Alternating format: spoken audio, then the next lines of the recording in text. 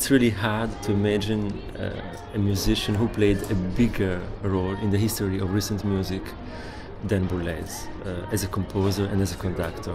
And that's why I'm really happy that we can celebrate his 90th birthday with Ukho Ensemble. There is also a more personal reason, and that is that I connect some of the most unforgettable moments of my musical life to his music. And in particular, the first time I played with the Berliner Philharmoniker, I was playing a piece of Boulez and he was conducting, and it was amazing, of course, to play with the orchestra and to see how he was organizing the rehearsals, how he was conducting the concerts, and also to be able to speak to him. On the music of Boulez, I think it is quite easy to say that he is very French in the orchestration, so how he chooses the instruments, how he put them together. This is really very, very French, and you can really see a direct line coming from Debussy through Messiaen.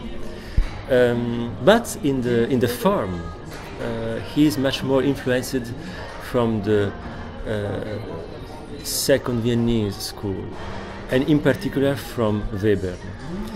Both Boulez and Weber have written, you could say, almost perfect pieces. So there is an incredible attention to the perfection of the structure. But there is, in my opinion, an essential difference, and that is that in Weber,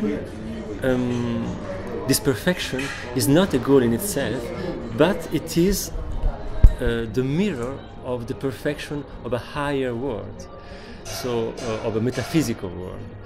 And in this sense, we can say that Weber is really in line with 2,000 years of European tradition.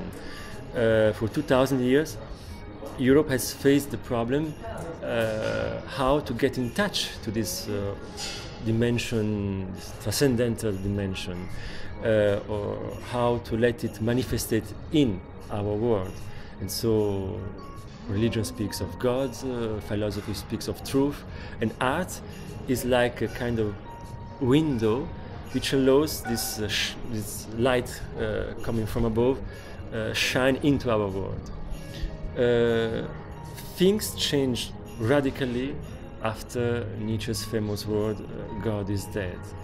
That means that we start doubting that such a world might exist, and or at least that the connection to this higher world is very, very problematic. So at this point, and this is finally at the beginning of the 20th century, art takes other paths, and so it will be not more concentrated mostly on metaphysical questions, but for example, to be much more concentrated on to express the own feeling of the single person, for example.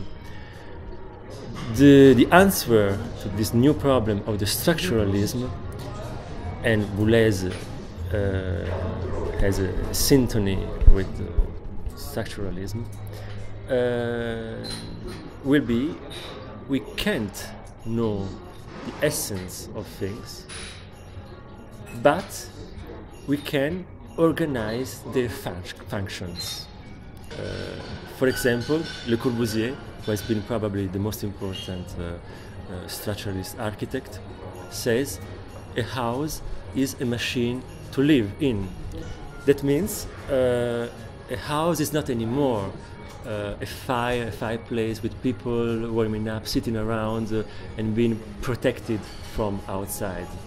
A house now is a machine which has some functions, so it's a really practical way of thinking.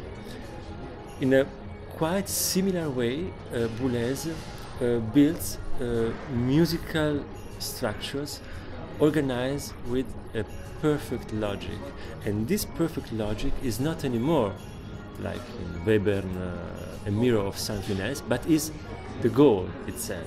This is probably the reason why it is so thrilling to listen to his music, because it is like being catapulted on a completely different planet, let's say planet Boulez, and this planet has its own buildings, nature, its own landscape and its own organization of space and time, which is really completely different than anything else.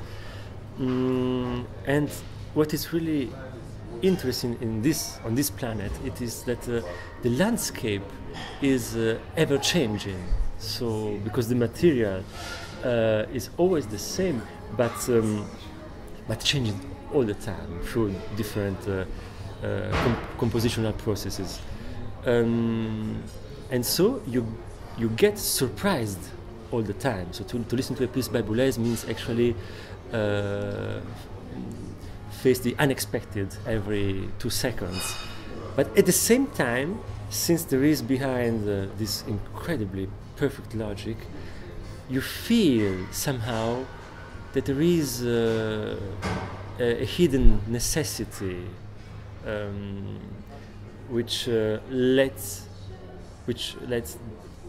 all those unexpected things happen. And so it is in this almost paradoxical mix of unexpected and feeling of necessity that it is so unique to listen to a piece of Boulez, I think.